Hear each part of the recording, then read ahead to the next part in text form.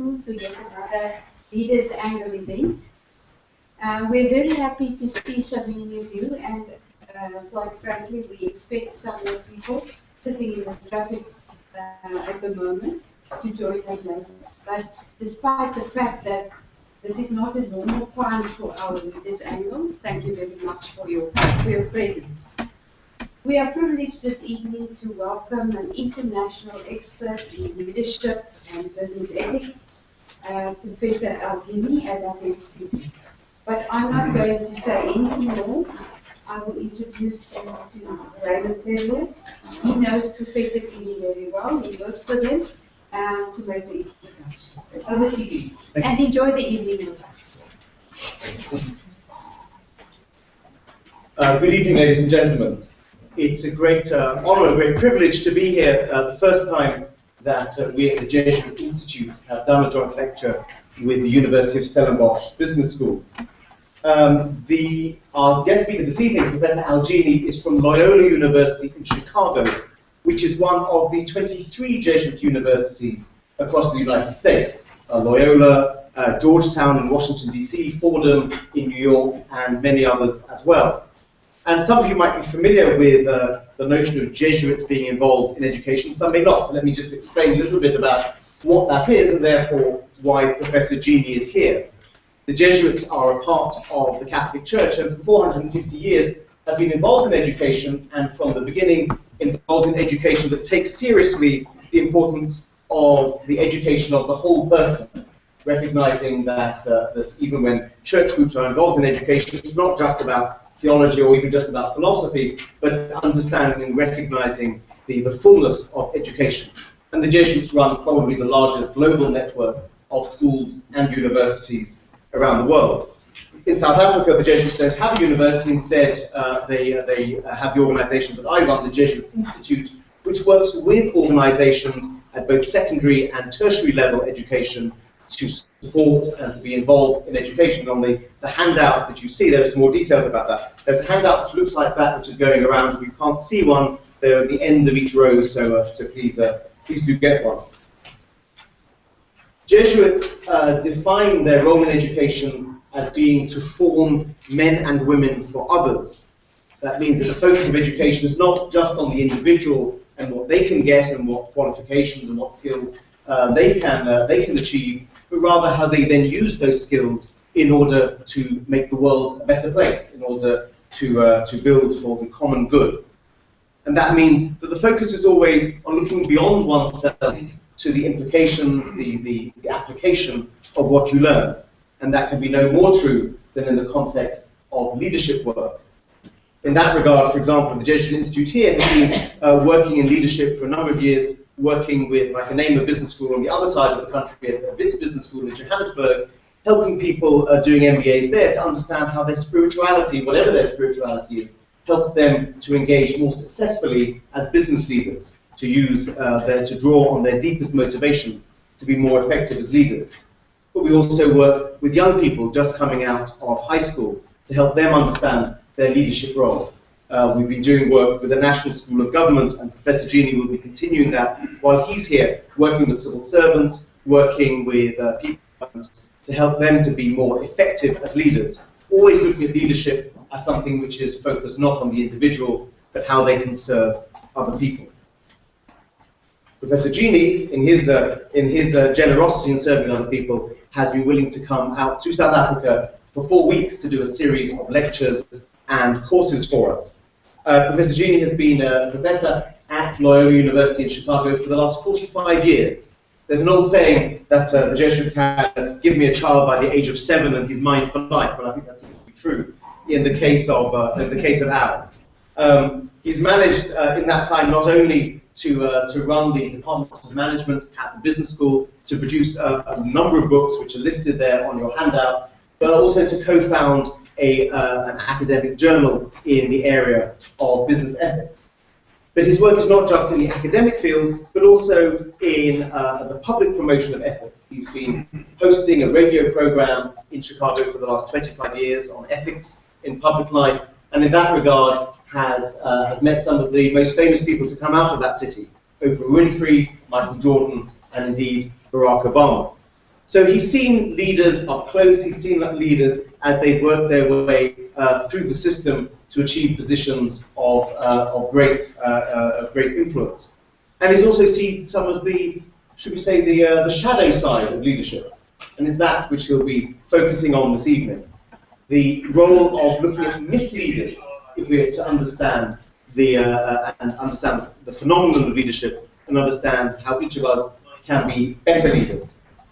He's very generously given his time. He's giving a 3-day course during the day. He's already done it in Johannesburg. We did it in Durban last week, and he's doing that in Cape Town this week. But in addition, he's also making time to do evening lectures. This one at business school this evening. We were at business schools in Johannesburg and in Durban while we were there, and also doing work with community groups in parishes, making sure that people across the spectrum have a chance to access and to reflect on the concept of leadership. So it's very kind of him to, having been teaching since 9 o'clock this morning, to give up his evening and to be willing to do this for us. We flew in yesterday from Durban. It was noticeable as we came off the plane. There were a number of people from Durban who were hobbling off the plane, limping and dragging their feet, having just done the Comrades Marathon. But having already done 2 weeks of these morning and night lectures, I think Al was speaking, he had done his own version of the Comrades Marathon. So I'm delighted that our comrade Al Gini is willing to give us his time this evening, and ask you to join me in welcoming Professor Al Gini. Thank you, and it is a pleasure to be here. I must admit, give you some bona fides. I too am a South African. I'm an honorary citizen of South Africa, made so by the consul in Chicago. I don't know if it'll hold up with the scrutiny, but in regards to getting the visa, we'll see, our passport, we'll see. Also, I was married in Cape Town 15 years ago at Mount Nelson, and one of the loveliest days of my life. It's a pleasure to be here. We keep coming back to South Africa because we keep falling in love with it. Unfortunately, my wife isn't with me, but by the way, Raymond said, give me a 7-year-old and I'll have it for life. I didn't start teaching at Loyola when I was 7. I wish they would make me 52. I wish I was 52 again. It's very nice to be here, and I do want to talk about the dark side of leadership. I'm getting feedback on the mic, so I'm just going to ask, are you okay? Are we all right up there? Okay, good. So, well, let's begin by asking ourselves a rather important question. Why is leadership such a fascinating topic? Why do we accord rock star status to so many of our leaders? Why are we so enthralled by leadership and curious about the private and public lives of our leaders? Well, according to military historian John Keegan, we are intrigued, simultaneously inspired, and simultaneously intimidated by those who wear the mask of command because they have power, and we are drawn to power. We are mesmerized by them both in regard to their exploits and their failures, and we read the daily tabloids seeking out both of these. We love them, we hate them, we shun them, and yet we seek them out. And many of us think that leadership is this magical amulet. If we can just get the right person and the right job, success will naturally and necessarily follow. Now, like the pursuit of the Holy Grail, I think we are intellectually drawn to leaders. We are constantly in search of the latest candidate for fame, the newest model off the assembly line, the next great hope. And I think the proof of that in America was the day after Barack Obama was inaugurated for his 2nd term. The primaries began for the 20, I still keep saying 19. I think I should get over that by now. The 2016 elections. And right now in America, the Democrats are pretty convinced it's going to be Hillary Clinton. Unless someone unseats her, the Republicans haven't been able to figure it out. Power sought by both parties. And right now in America, if you're in, they want you out. And if you're out, they want you back in. And it goes on and on and on. Now, anthropologist Joseph Campbell argues that all cultures, all societies, and by extension, all organizations are engaged in a hero quest.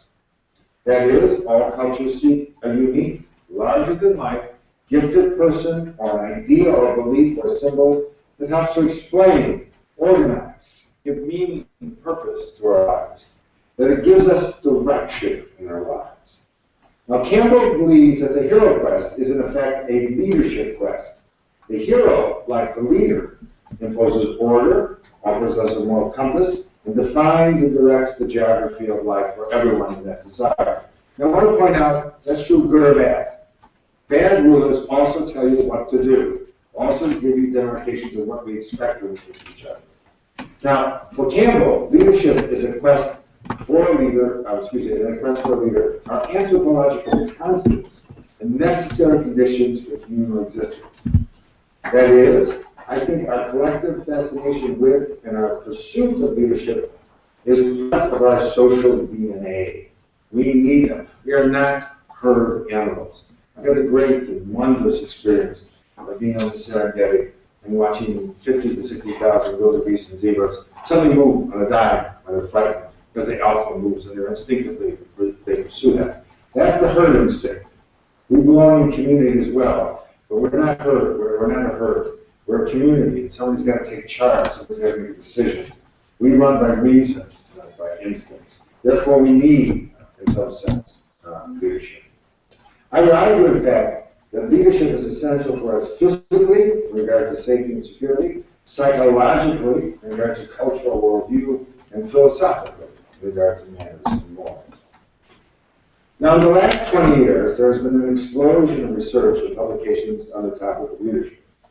Bookstores have been steadily stocked with one bestseller after another on leadership, and in-depth biographies of such great leaders. You may recall that in America, at least 5 million copies of Doris Kearns Goodham's, I just blew the title of it, Lincoln's, I just blew it the title of the Lincoln book. I'll figure in a second. 5 million copies, because we're fascinated with leader. And Amazon.com suggests that since 1980, 49,000 books have been put on sale with the word leadership in the title. And since 1959, over 20,000 books have been published with the term leadership in the title. This is a fascinating topic, and I think we can never let go of it. By the way, as a little aside for the academics of the group, according to my agent, in order to have a best-selling book, and I was hoping my book would go to the 200,000th and one bestseller. That's the one I would want. What you need are 4 ingredients. The title must contain the word leader or leadership. Now, mark this down. This could be important to you. Secondly, there has to be a specific color mention. You ever read the Juke would be lovely, or read there. Then there has to be a reference to a cat and a sexual allusion, all wrapped up into it. Unfortunately, my title of 10 virtues of outstanding leaders didn't qualify for it. But my graduate assistant finally came up with one. It's a little too late for me, but I thought I'd share it with you. Actually, came up with 2, and then we'll vote on this, right? The first one is the leadership virtues that will turn her red and make her purr. Not bad, you know. Or domination. My days with a leader in black fur.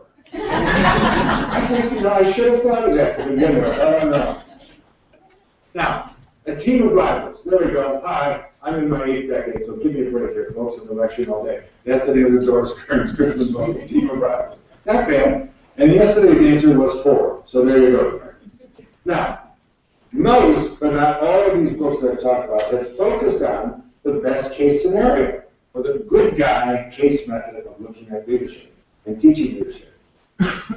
And in point of that, it makes pedagogical sense, doesn't it? And it's elegantly straightforward. The act of leadership is best learned by witnessing and learning about the behavior and conduct of actual leaders. And therefore, the best way to learn good leadership is to study good leaders. Now, Aristotle was right. You don't learn ethics by reading a treatise on virtue. You learn ethics by the witness of others, by the conduct of other human beings. Now, I generally agree that we need examples of the good witness of others to form our best selves. And it's an argument that can be held up. But we also, I think, need examples of bad leadership. We need examples of how and why bad leaders make decisions and act out the world. We need examples of how leaders got there. These bad leaders got there. Thomas Aquinas once referred to this as the negative judgment of separation. That is, we learn what is good by separating it from what is bad. Now, I want to back up a second. When we start talking about leadership, we always think of the bad leaders, and I'll use Hitler because he's such an iconic leader, and I'm using him again as a reference. that they're there by accident, that the Idi Amins of the world, you know, they're outliers, they're not really true. If I asked us to go around the room right now and name 10 good, virtuous leaders, we probably, you know, especially in South Africa, you know, would they not include Tutu, would they not include Mandela, et cetera, and we may get to about 7 or 8, but we can also get 10 very quickly. One could take a compass and put it down in Joburg and start drawing a circle around that in Africa and find 3 or 4 right there. The important fact, bad leaders are not an aberration. Bad leaders are regular. They get power, they hold power, they sustain power. Therefore, we should figure out how that happened, because otherwise we will learn. Robert Kellerman, in an important book called Bad Leadership, which really was a bestseller, Peter Ford, makes a strong case, it's a lovely book, makes a strong case for depicting and studying both sides of the leadership equation. Unfortunately, she points out, history has shown us again and again that bad people can achieve and maintain power and control while being utterly unethical and narcissistically self-serving. And to not understand how and why this happens, to not study and carefully dissect bad leadership, is to impair our ability to struggle against it. Bad leaders need to be studied, for they offer us lessons, albeit negative ones, on the use and abuse of power. In other words, ladies and gentlemen, to deny bad leadership, to not take it somehow into account, to not recognize it, to not study it, to not name it, is analogous to a medical school that tries to teach health while totally ignoring disease. The study of medicine requires the study of both health and illness, and the study of disease is critical because we look for its cause and its origins, and hopefully that will lead us to diagnosis, cure, and prevention. The same thing here with leadership. I think we need to celebrate the good guys and the good women of the world, men and women of the world, but we also need to understand how the other came to be. And so the disease of leadership, or disease of bad leadership, is not an aberration, but unfortunately a rare occurrence. And I think to not try to diagnose it, to not try to prevent it, means we are vulnerable to it. Now, let me try to explain what I mean by bad leadership. And we'll be out of here by 11:30 quarter. Well, absolutely. This is chapter 4, 7, 9, 11, 12. Just easy. I think bad leadership falls into 2 categories, and I think as soon as you make the distinction, you'll understand it. There's ineffective leadership, and then there's unethical leadership. And then simply put, ineffective leadership falls short in its intentions because of the means it employs to get there. They make a mistake. But unethical leadership acts in a way that may appear to get the desired outcomes, that is, unethical leadership, but does not distinguish between right and wrong in the process. So, what I'm trying to say is, I think if we go down this way, ineffective leadership is about mistakes, misjudgments, misguided conduct, and being myopic. Just made a mistake. That's a human fault. It's a human tragedy, very often. And we're talking about a pattern of that individual, or when that happens with a particular leader, you have to ask, how did that come to be? But what I'm really talking about, and so I don't think we can avoid mistakes. You know, what president is perfect, et cetera, et cetera. What leader is perfect. But unethical conduct is different. That's being malicious, mischievous, malevolent, and truly narcissistic. There's a difference in intent here that I think is palpable and understandable. Let me offer you 2 examples. One from my history, both unfortunately Americans, one ineffective leadership, the other one unethical leadership. My example of ineffective leadership, ironically enough, is, not ironically enough from America, is Robert E. Lee, the general of the Confederate forces in the Civil War in America. Let me give you a little quick summary of that, so I don't lose the point. Robert E. Lee was asked to be commander of the Northern Forces and asked to be commander of the Southern Forces as well. He was recognized in America at the time as a senior officer in the military and kind of a military genius in regard to both an engineer and in regard to strategy. He finally rejected the offer of the North, even though if you were in Washington, his house is directly across the Potomac in Virginia, and you could see the White House from his front porch. It's now the Arlington Cemetery. He said, I can't fight against my children. I can't fight against my people, my family, so therefore accepted the leadership of the Confederate forces. In July of 1863, Lee knew that he could not sustain huge assaults against the Union Army. He had to do something to defeat the Union Army early. He had to come out of the South, go up above Pennsylvania, and come down on Washington from the North, perhaps defeat the Union Army, take Washington, embarrass President Lincoln, and sue for peace. He knew that there was nothing else to do. So what he was trying to do, sneak around. His army was smaller, a little better. There were better fighters, they won more fights. But he had to fight the Union on his own grounds. That is, he had to fight the Union from the best possible position. He couldn't handle a forced direct confrontation. So he wound up in Pennsylvania, and suddenly the Union forces come up. They're there. And he has to deal with these forces. And so his chief of staff says, let's go around, let's keep going, don't stop now. If we don't stop, they can't attack us, and we'll be all right. But Lee is guilty of a couple of big mistakes based on, I think, arrogance, pride, and the failure to listen to his officers. He could have avoided combat, but he didn't, because even as a brilliant leader, we all make mistakes. Lee lost his focus and his objective or his mission. He refused to listen to contradictory advice and counsel. His demeanor made it clear to the members of his staff that he would not deal with counterfactuals, that he would not deal with what they were saying. Lee's earlier victories gave him a false sense of security, both in regard to his general strategy and the strength and the ability of his army. Lee took the battle very personally. He did not believe that the Army of Virginia, who he felt were true believers, could be defeated by the Northern Army made up mostly of draftees. Moreover, from his little teacher's point of view, Lee had been commandant of West Point. He had taught the entire Northern military army staff, and he said of me, he wasn't a good student, I could beat him. So, against all odds, against all credibility, he did not want to lose to a student. He did not want to lose to a military corps that he had commanded in the Mexican War. So out of vanity, Lee attacked. And after 50,000 men died in the process, including the famous Pickett's Charge, where he sent the vast majority of the army into the jaws of death, and he was defeated there, and it was the beginning of the end of the Confederate insurgency. And he did it on personality. And by the way, you would not want to fight for General Lee.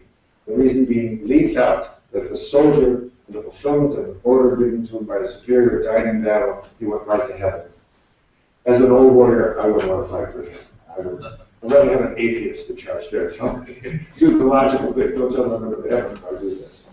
As one historian pointed out rather clearly, no matter how courtly his manners or how dignified his bearing, no matter his stature with his troops and the total loyalty of his officer class, and there is no way to avoid his responsibility and misconduct in the folly of Gettysburg.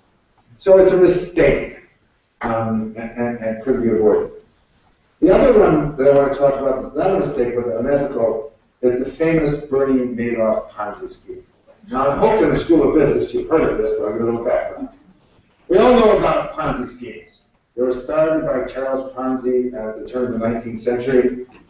And by the way, as an Italian and a Jew, I'm really angry that it's only called the Ponzi scheme. It should be called the Madoff scheme, and I'll explain it in a second. Because poor Charles Ponzi in 3 years only mismanaged $20 million. Okay? The Ponzi schemes really do work. It's like the signs of the American forest preserves say, do not feed wild bears, danger. That's a damn lie. There's no danger in feeding a wild bear. Why, you can feed that bear all day. Problem is when you stop, then the bear eats you. So it does work. Ponzi schemes, as long as everybody keeps throwing the money, it does work. So, but here's the difference. Madoff is what I really want to call the unethical leader. Because what he did was, this was not a mistake. It's not a misjudgment. He was malicious, malevolent, and narcissistic. He ran an honest business on this side, but on the other side he had this special investment fund. And he didn't want our money. There's not anybody in the room I'll use it myself. I'm only worth a mere 6 million. So, I'm just teasing right now. I've been an academic all my life, so I figure out these numbers. So, he didn't want our money. He wanted deep money. He wanted people who had $40 million, and he said, I'll give you 12% interest here, guarantee it. He wanted people that would not need the principal. So he didn't want the $6 million investment, because sooner or later I may want to buy a bigger house, I may want to do something extravagant, so I would call him that out. So Bernie Madoff interviewed everybody that he let be his client.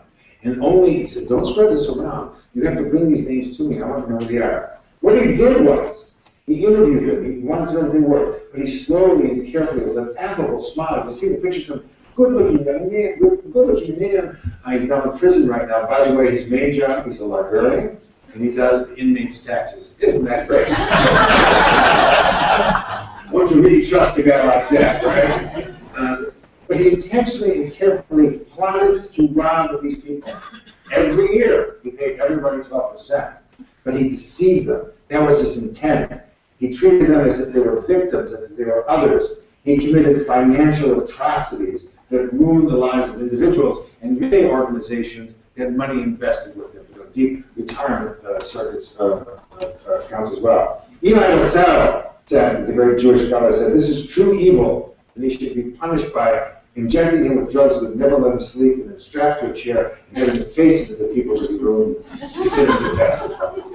But it was the malicious use of, and that's what I mean by bad leadership, when he intended to deceive, and then that one day in 2006 or 2007, when he said he had an $8 billion call, and he just turned himself into the police. It was over. Now, you can see I said I'm Jewish and Italian, but I'm mostly Italian. So I have a lot of cousins, with due time, and you would suggest that. I was very proud of the only cousin that graduated from high school and did not go to jail before I was 20. My parents were so proud of me. In some neighborhoods, it's a major achievement, let's be honest. They would figure out what he's going to do, how much time you want to spend in jail for the crime. If you do the crime, are you willing to take the time?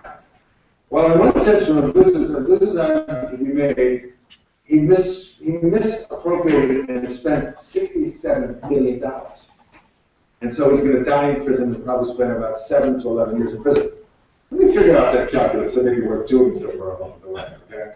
But the reality is, what he did was intentionally to deceive, mislead, and destroy others. Now, putting these examples aside, going forward, rather than using the term bad leader, I prefer the use of the term misleader. And there was a term I first found in the works of Peter Drucker, the management scholar, and later discovered them in the writings of the German theologian Dietrich Bonhoeffer.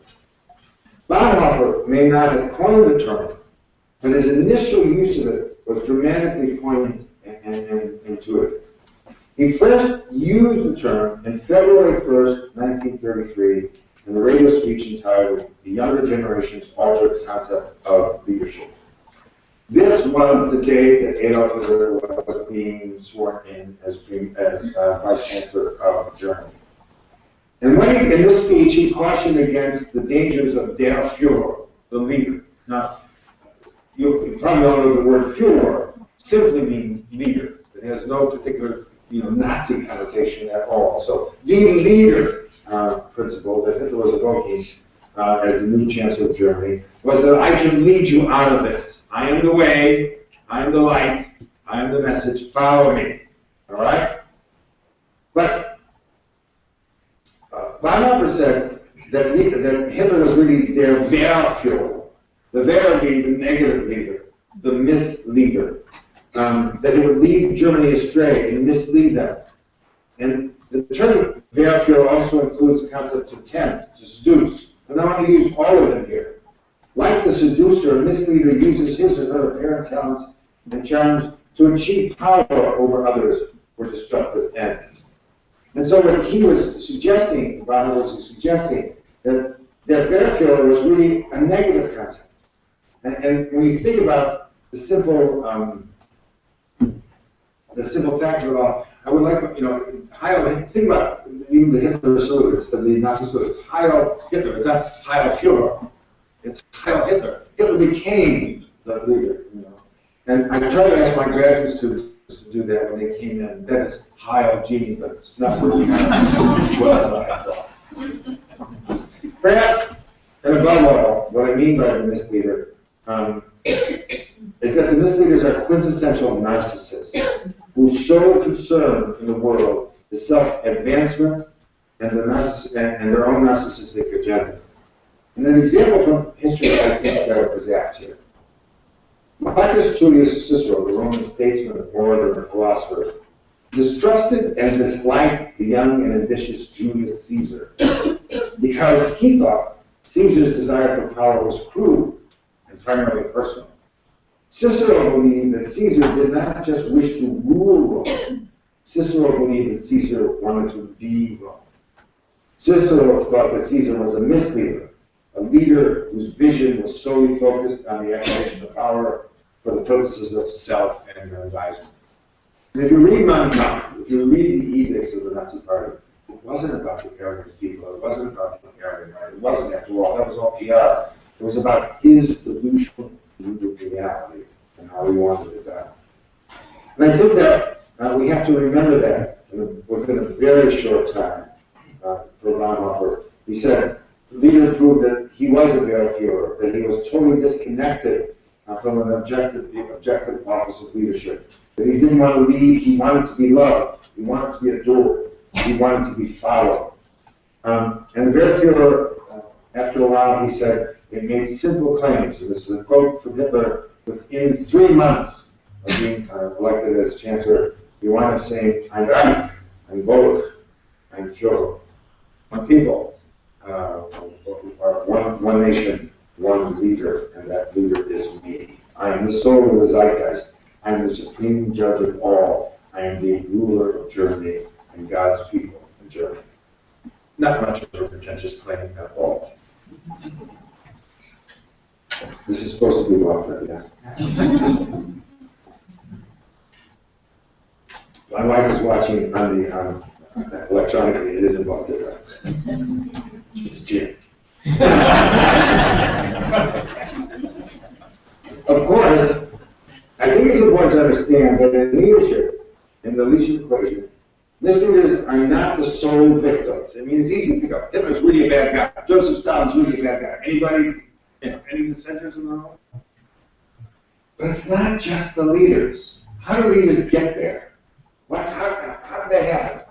Now, in 1933, both Adolf Hitler and Franklin Delano Roosevelt were elected presidents or rulers of their countries. The midst of the Depression was a worldwide depression. It wasn't just happening in Germany or America. And in 1939, Time magazine wasn't sure who they should put on the face of Time magazine for Man of the Year. Because both men had built roads, one is called the Autostrada, both men had built factories, one built Fords and Oldsmobiles, the other built tanks and Messerschmitts. They put people back to work and stopped the financial plunge. Guess who was on the cover? Adolf Hitler. Just before Lebensraum in Czechoslovakia had involved. In some sense, he had done what good leaders are supposed to do, but he had done it for what purpose? And what was it about? And how did he get there? Who put him there? A desperate people looking for some way out. Misleaders don't act alone. Misleaders, like leaders, are dependent upon followers to exercise their authority. And followers have a responsibility as well. And I think both good leaders, quote, and misleaders achieve power either through the active cooperation or the benign neglect of followers. I just used a story with my daughter today, whom I love dearly. She's 32 or 132. I can't remember right now. She's a difficult woman. But we had an election recently. And I called her and said, did you vote? No. I said, babe, the precinct is in the bottom of your building, in the first floor of your building. You don't even have to put clothes on. Just go down there and vote. How could you not vote? When you don't vote, you get the leader you deserve. When you don't participate, you're part of the equation. And I think we have longer time. Maybe we can come back tomorrow and just go on and on and on. I would argue that the leadership equation requires the followership requires training people to be good followers and responsible followers. I mean by good followers, responsible followers, or active in the political equation. Now, historian Gary Wills has pointed out that leaders need followers, and when followers are lacking, the best or the worst ideas have no effect. They disappear. Leadership is always, I think, and necessarily, I think leadership always and necessarily is a collective enterprise. And the basic fact is that followers who knowingly, deliberately commit themselves to bad leaders are bad themselves. And there's no denying that. In a recent stunning statement by an African-American author in a book called, his name is Colson Whitehead, in a book about zombies called Zone 1. And he says, you must read this, and I read it, and I have no idea why I did so, except for this quote. A society manufactures the heroes and leaders it needs. And we must be very careful about that. German people wanted the Depression to end. They wanted the brutal requirements of at the end of World War I to go away. They wanted to be whole again. And so they were willing to listen to someone who promised that possibility. But as in all things, not everyone agreed. And I think that looking at the Nazi regime, we can talk about three groups: bystanders, evildoers, and acolytes. The bystanders we all know. There are people like you and I, and of lesser economic status, who go along with the regime, not because they're fervently committed to it, because they don't have any other option, because they don't know any other way. Because, you know, pox on both of the houses, I don't know. But we might as well accept them or them, what difference does it make? Because they have no leverage, for whatever reason.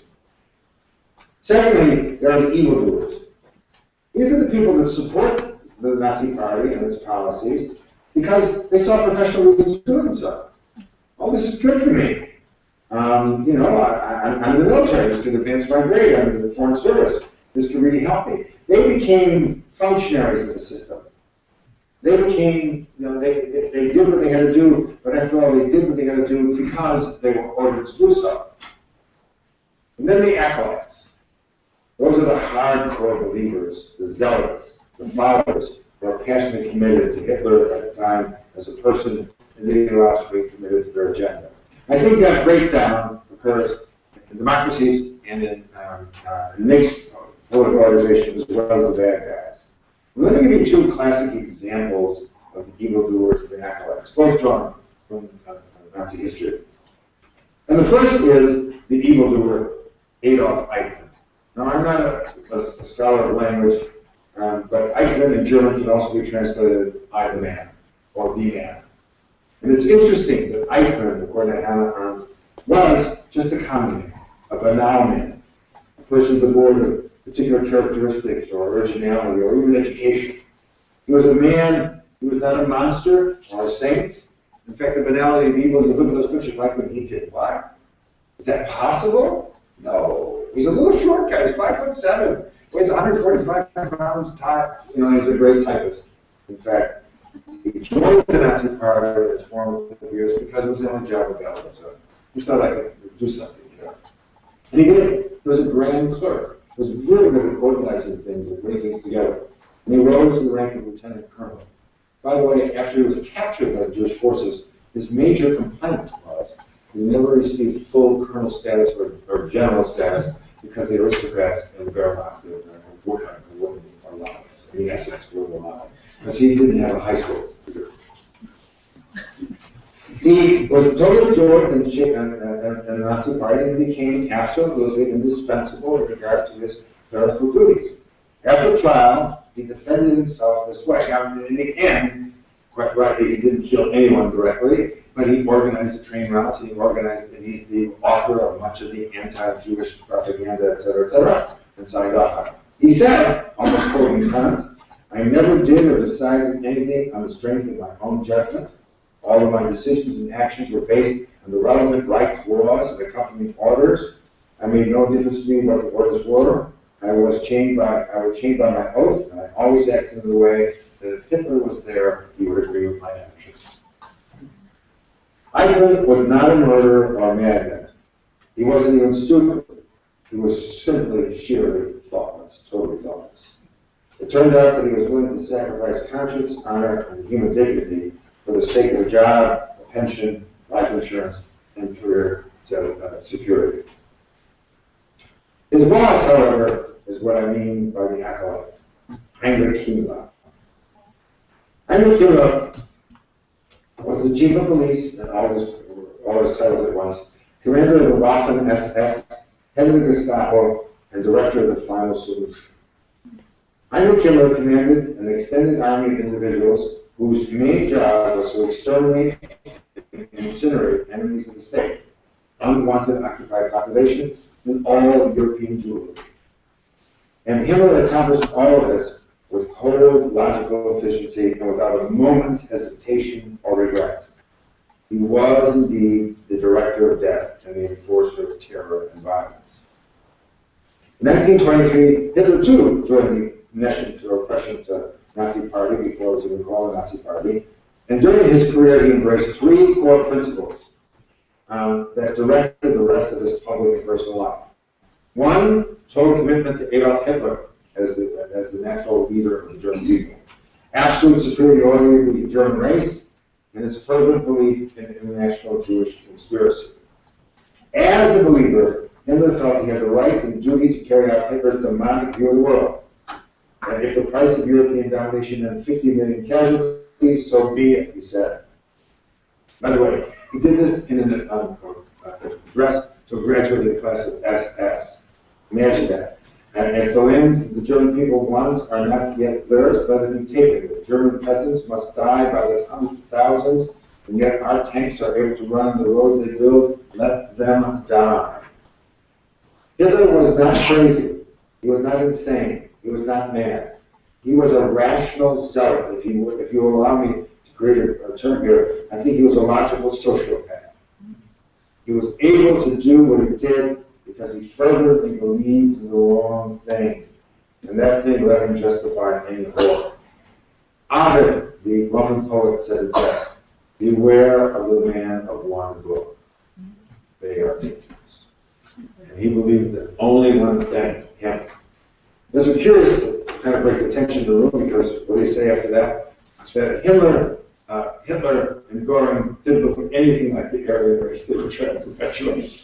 They were neither tall, nor blonde, nor athletic, etc., etc., etc. And so the madness of it all. But there was something absolutely, I think, despicable about what was happening there, and they did it without care or concern. Now, although the Nazi regime is clearly an obvious target for condemnation, I'm convinced that this three-part typology of bad leaders can be applied to other less violent political parties and business organizations and groups. For example, the financial swindles that occurred in America in the last 15 years of WorldCom, Enron. You haven't heard of Enron, it's a school of business. The seventh largest, energy company in the world that was selling stock on a product that never existed, but at market value. Health South, Lehman Brothers, AIG, the Country Financial, and this whole notion of whatever the mortgage industry falling apart. What was that about? Was that just these maniacal leaders, these evil leaders at the top? Or wasn't that all those activities sustained and supported by a surrounding group of followers who knew the score, knew what they were doing, and knew what they were about? You want to see the best single documentary, the best single video, the best single, without reading a book, demonstration of what is business ethics and what is not business ethics. It's the smartest guy in the world, the video. And it's a demonstration of what happened at Enron and what they did and what they didn't do, and it's absolutely brilliant. These salesmen, these are on Enron's side, are selling products that really don't exist, and they're laughing about it. Because, what you get is you get a future on a product that we don't own, that you may not need in 20 years, but we're going to make money.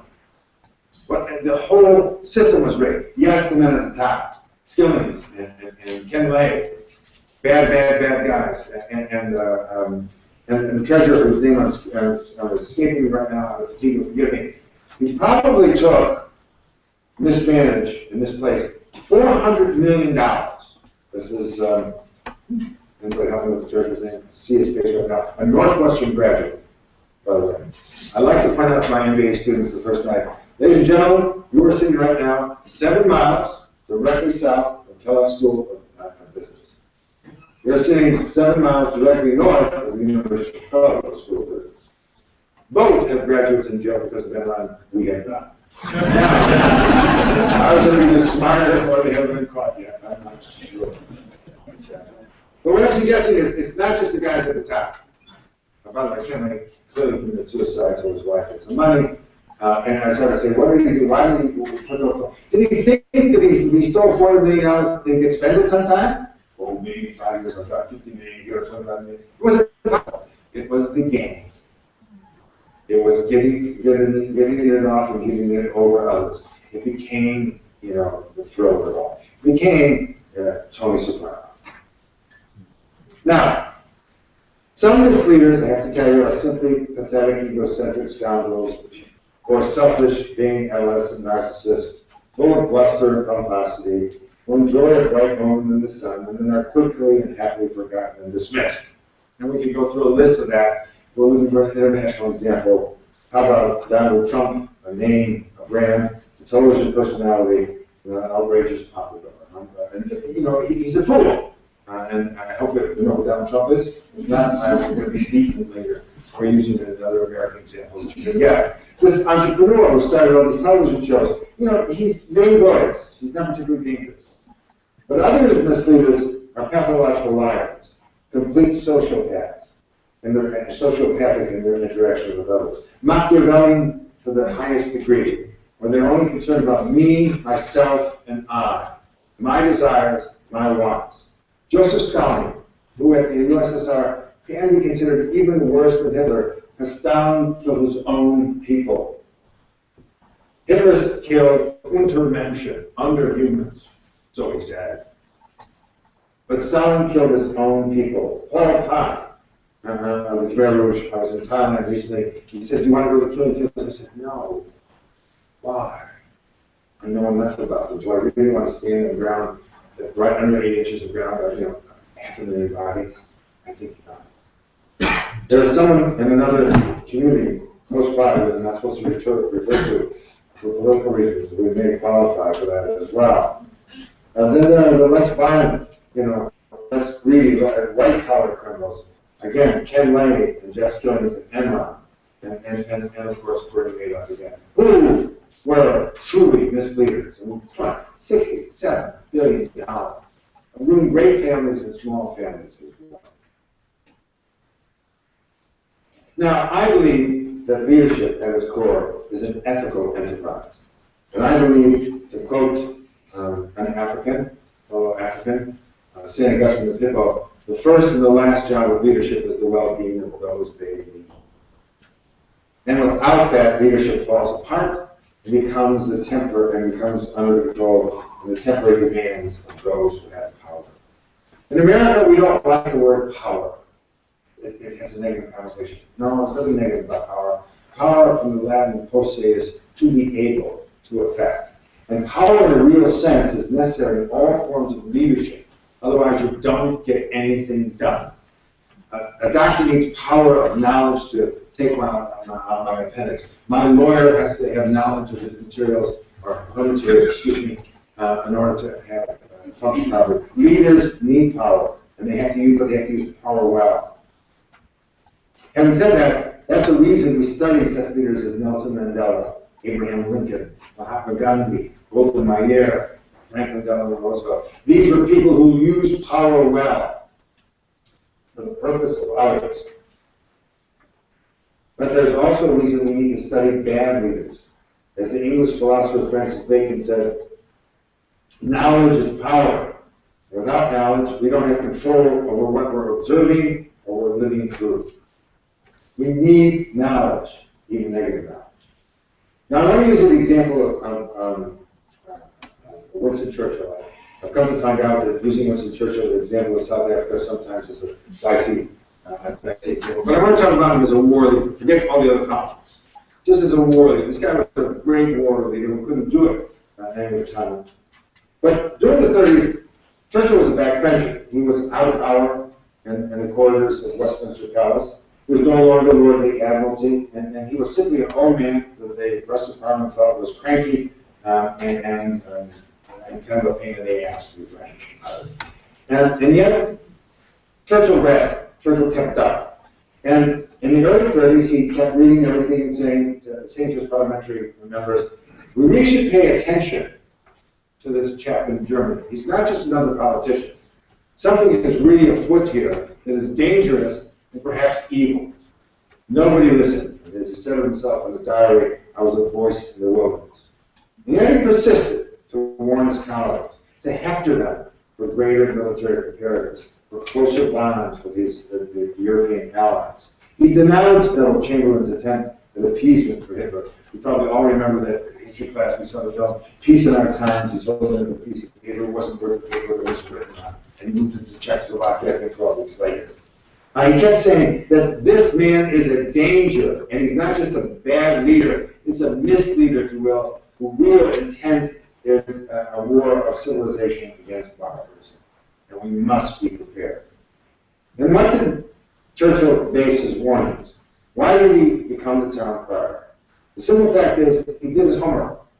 He did his reasoning.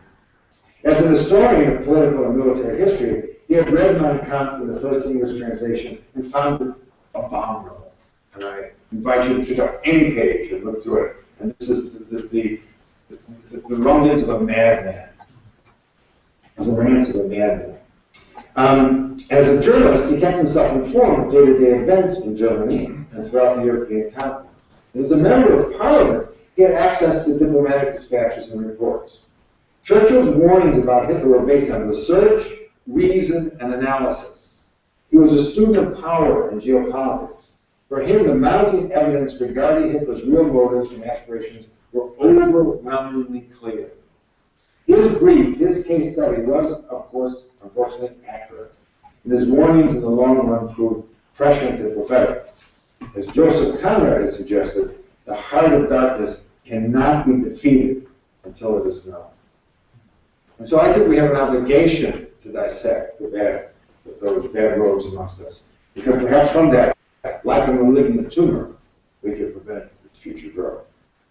Now, I think the contrast between Churchill and Hitler illustrates the point on which I must insist.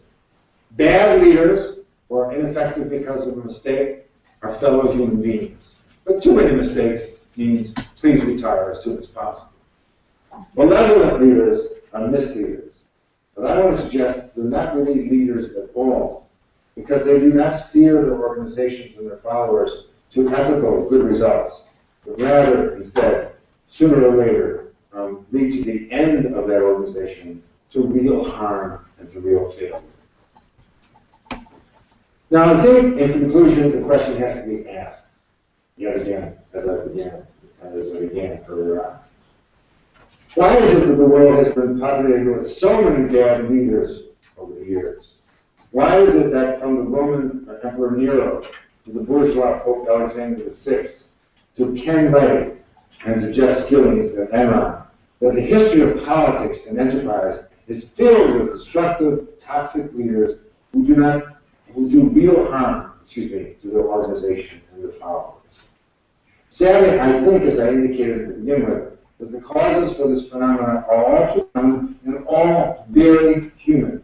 We seek security, we seek stability, we seek sinecure, we seek success. And we hope that if the right person comes along, this magical omelet, with the right message at the right time, it will all work out.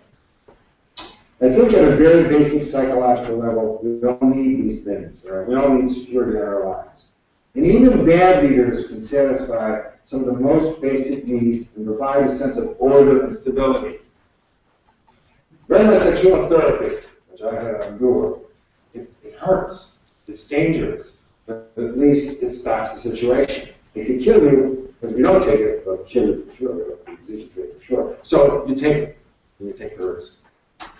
Like it or not, all leaders help to make sense of the world in which we operate. That's why bullies get by. At least you know how to act around the bully, right? The most dangerous boss you've ever had is the one who never told you anything until you did something wrong. And then it comes down on top of it. Why don't you tell me before? Well, you didn't do anything wrong before. Well, what are your expectations? Just keep working, I'll tell you if you do something wrong. It's not a way to run an organization. And as a former dean, believe me, that's not a way to run an organization.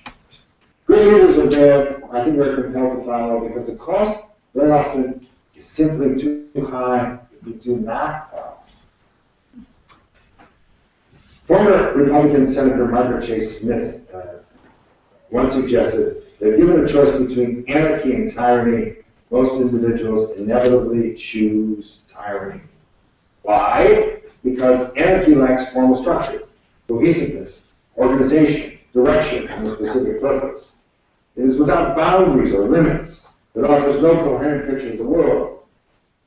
And so I think the desire for leadership is simply the other side of that.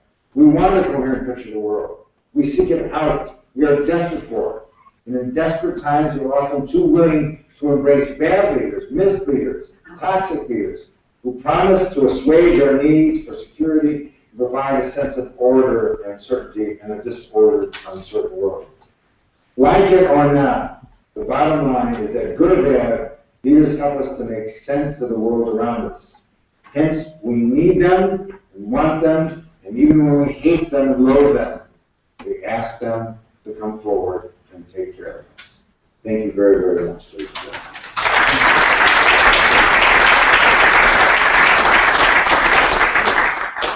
I guess it's the point for Q&A.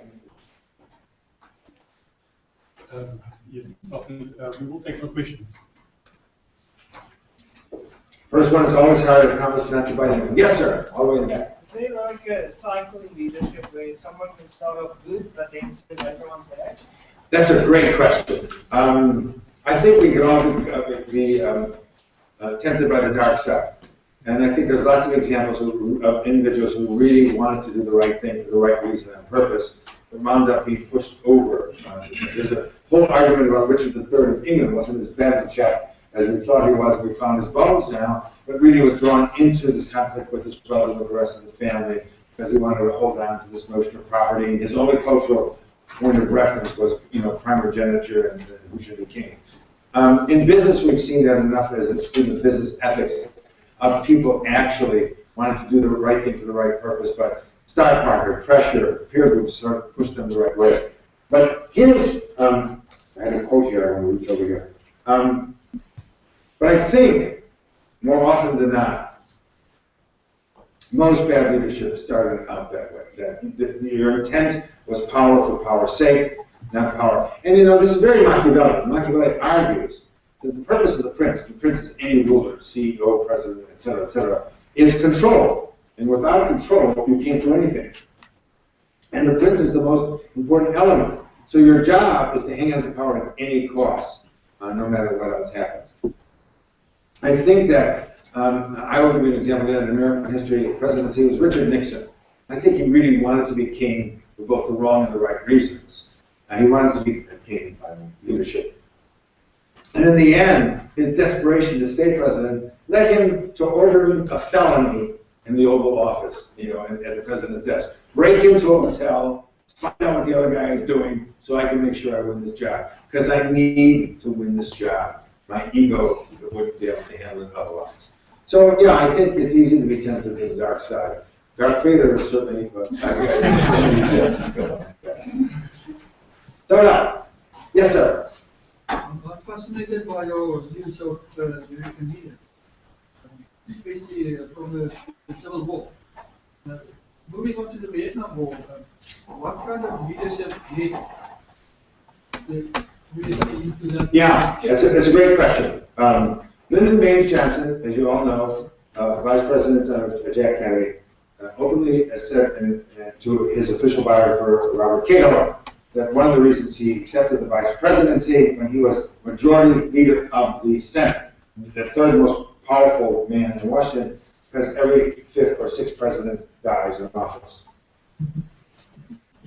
And he was not sure he would live long enough. Now, if you see pictures of Lyndon Baines Johnson, He died at 63, he looked 83.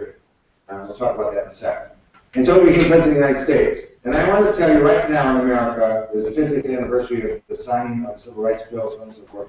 They are trying desperately to the followers of Johnson to resuscitate him. Never going to happen entirely. He did, in fact, pass the most comprehensive civil rights laws in America.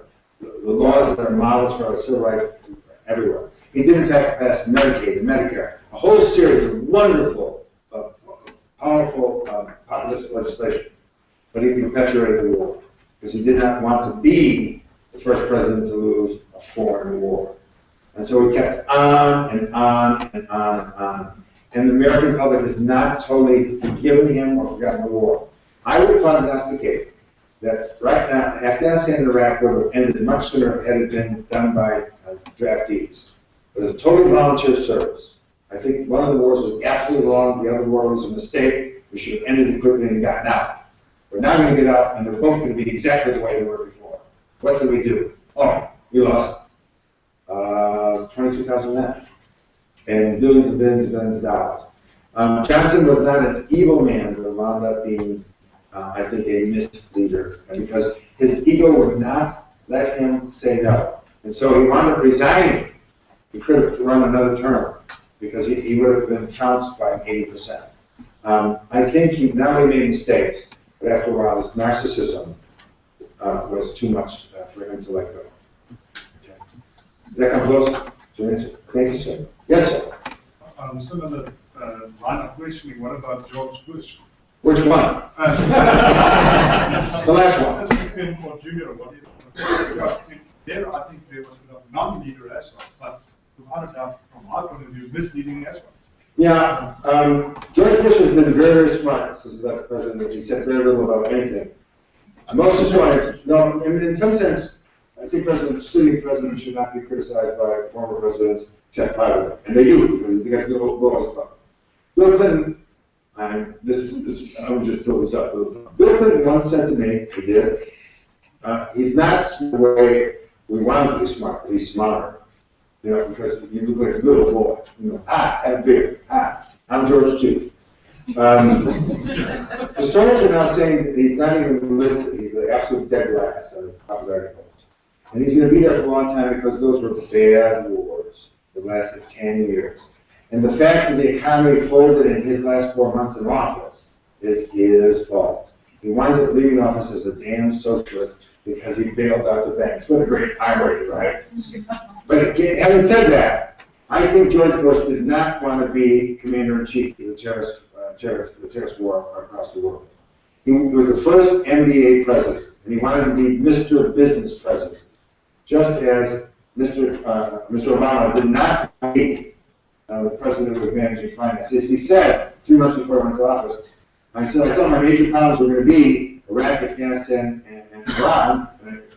Rather, it was General Motors, the banking industry, and the mortgage industry. Okay? And so I think Bush's, all presidents take a dip, and then they come back. And right now, who do we love most in America's president? Bill Clinton. And for Hillary, Bill is both a terrific asset and a terrific problem. Because what Bill is going to show up on any given day. Think about Mrs. Clinton's credits as a candidate. Just credits, whatever you call it. She's been the president's consort and wife. She is, and as the wife, she was given a portfolio, a position without portfolio, a portfolio without specification. She did lots and lots of things. She became senator on her own right. She has been a terrific Secretary of State, et cetera, et cetera, et cetera. She's got all this experience, and she's got Bill there, you know, right there. In some sense, that can be a wonderful dynamic dualism, okay? Or it could blow off in her face. But to go all the way back to George Bush, I'm saying Bill Clinton is now, we love him. Bill Clinton wants people to go crazy. Because whether you're a Democrat or Republican, you got to remember, nobody made more money in America in the last 25 years, except when Bill Clinton was there. Can't say that about Bush, too, in any way, shape, or form. I think he's going to be maligned and disregarded for a very long time. He's making these little attempts to come up. He wrote a long biography that sold nothing. And there's also an argument that he was not in charge for the first 4 years. And that argument has been specified in a number of new texts now that Dick Cheney was really the director-in-chief. That's what I'm saying, the non-leader. Yeah, it was an something denominator. And by the way, which is really fascinating, as presidents on critique presidents, George the Senior did not approve of this son. But what does one say? You know, as former president, et cetera, et cetera. Yeah, I think that he is not malevolent, but certainly benighted, I think is the English word, isn't it, Raymond? Benighted means dark, so you can't see the forest from trees. You know, action and inaction, yeah, I'm with you on that, absolutely. It's just on the quote I wanted to share with you. It really summarizes everything I have to say, but I want other questions. It's from Edward R. Murrow, famous journalist, who died too soon, thanks to cigarettes, which was his trademark, you know, the great icon. A nation of sheep will always beget a government of wolves. And misleaders know that. Hitler preyed on what was going on. We don't know enough American history that Franklin Delano Roosevelt won because he said, I'm more dependable than Herbert Hoover is. And there was a Father Coughlin, who called him a socialist, a communist, et cetera, almost didn't get the job. Desperate people make desperate choices, and that happens so. Let me see if there's someone else. I'll come back there. Anyone? Okay, yes. Thanks for the second. Okay. Two goodies. Both in fact role models of myself. I can't quite understand you. You mentioned two good leaders, which were Abraham Lincoln and Gandhi.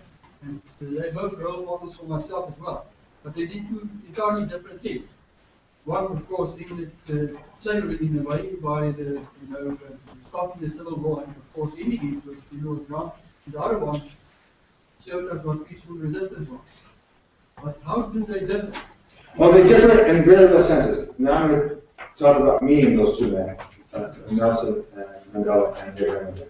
I've been a student of Lincoln for the last 10 or 11 years, and I want to tell you it's been the most intellectually satisfying thing I've done. And perhaps I hope we're close, okay? And for the last 5 years, I've been reading everything on Mandela, and I can't keep up with it. Now, anybody read the new book about the jailer? This is just out the last 2 weeks.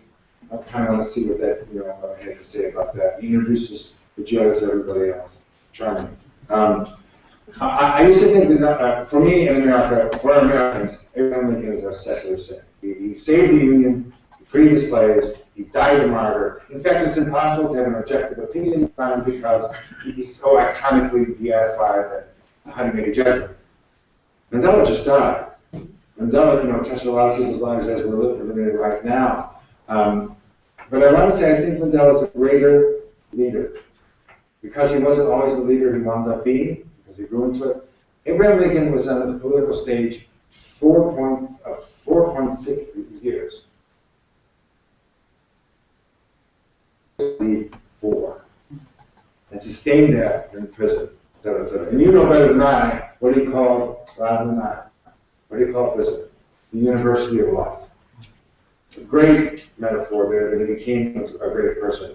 I think that they both persevered in their beliefs, and they were selfless in their own beliefs. Lincoln knew he'd probably be killed. He had 4 or 5 assassination attempts, but he knew this was the right thing to do no matter what. Mandela wasn't killed. I'm surprised. Martin Luther King knew that he would be killed. In fact, the famous speech he says, I've seen what's going to happen. I won't join you there. Longevity is a wonderful thing, but I will not probably have it. That was the night before he was killed. Literally. I think both are great leaders, and I have to tell you, as a student of leadership, I think Mandela's leadership is deeper and more profound. When you look at his transitions as a person, as a politician, when he was bad, but he never lost goal.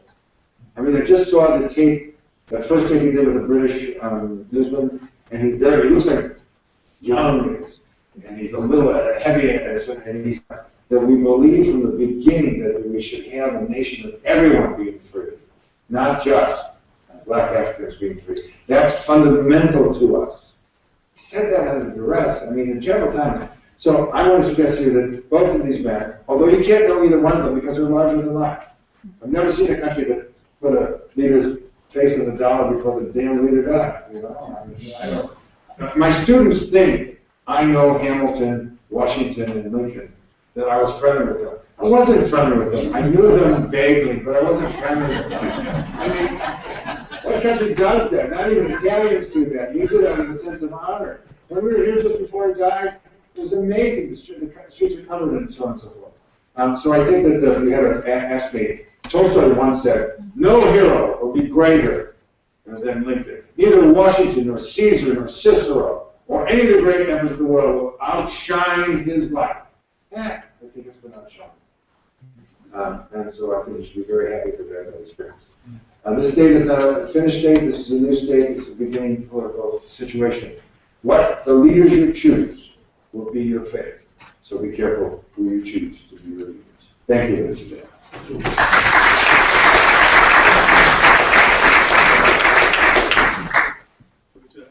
Al Gini, it's my privilege and pleasure to thank you on behalf of the university as well as its alumni for the insights that you shared with us. You taught us that good ethics and good leadership can actually coexist. So we hope that you will have a nice remainder of your stay here in South Africa and travel overseas back home. Thank you very much.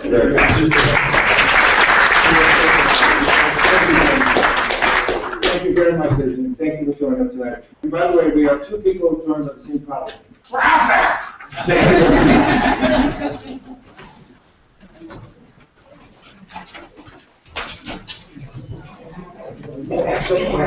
Thank you.